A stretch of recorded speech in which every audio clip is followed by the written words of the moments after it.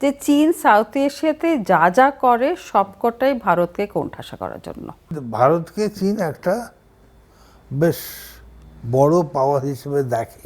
ক্ষমতায় আসার পর প্রথম বিদেশ সফরে তারেক রহমান ভারত নয় চীনে গেলেন। কি বলছেন ভারতের বিশেষজ্ঞরা? আমার মনে হয় প্রথমে ভারতে এলে খুব চোখে পড়তো সবার জিনিসটা। আর চীনে তো অনেক প্রাইম মিনিস্টার গেছে, ফার্স্ট ভিজিট অনেকেরই করেছেন। সো সেই জন্য ওটা আমার মনে হয়েছে যে এটা ভারতের পক্ষেও ভালো, কারণ ভারত তো জানে যে চীনের সঙ্গে ওদের একটা সম্পর্ক আছে, এটা তো নতুন কিছু ব্যাপার না।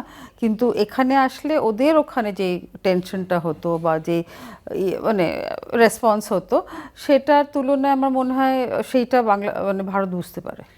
একদম প্রো ইন্ডিয়া স্টান্স তার প্রত্যেকটা স্টেপে যদি দেখতে পাওয়া যায়, ওটা ওর জন্যে হোম কনস্টিটুয়েন্সিতে খুব একটা ভালো জিনিস নয়।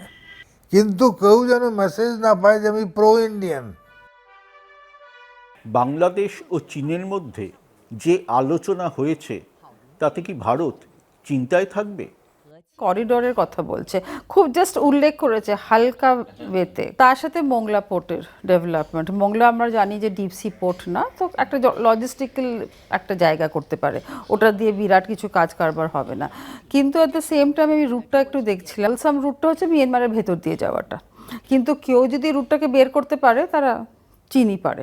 আমরা তো কালাদান 10 বছর ধরে বের করতে পারছি না। মানে আমি যদি পজিটিভ দিক থেকে দেখি, একটা ট্রেড কানেক্টিভিটি রিজনাল হাব তৈরি হচ্ছে এখন, সেটার তো একটা সম্পর্ক মানে ইম্প্যাক্ট তো ইন্ডিয়ার উপর পড়ে।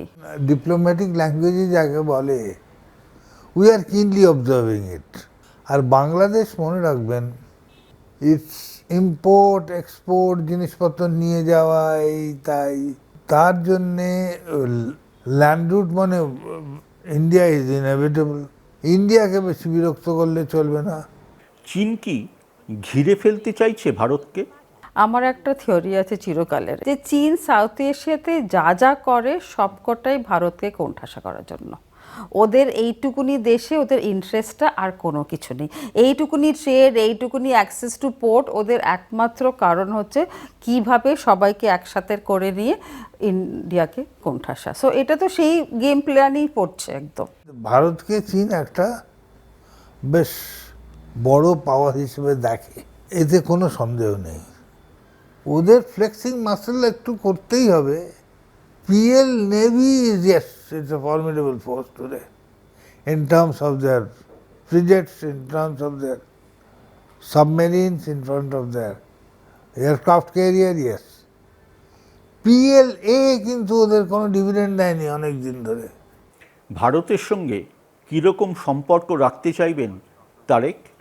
একদমই ঠিক। ইনফ্যাক্ট এই কথাটা উনি তো অনেকবার বলেছেন, ইলেকশনের আগে বলেছেন, ইলেকশনের পরে বলেছেন যে ভারতের সঙ্গে আমাদের সম্পর্ক ভালো রাখতেই হবে। এটা আমি ইনফ্যাক্ট জিজ্ঞেসও করেছিলাম ডক্টর তাহেরকে, যে হি সেড কোট মি, আমার কোনো অসুবিধে নেই। কারণ বললাম যে আপনারা তো চিরকাল ভারতকে নিয়ে এমন করেন, হি সেড না, বাট যেটা রিয়ালিটি সেটা আমাদের মানতে কখনো দ্বিমত নেই।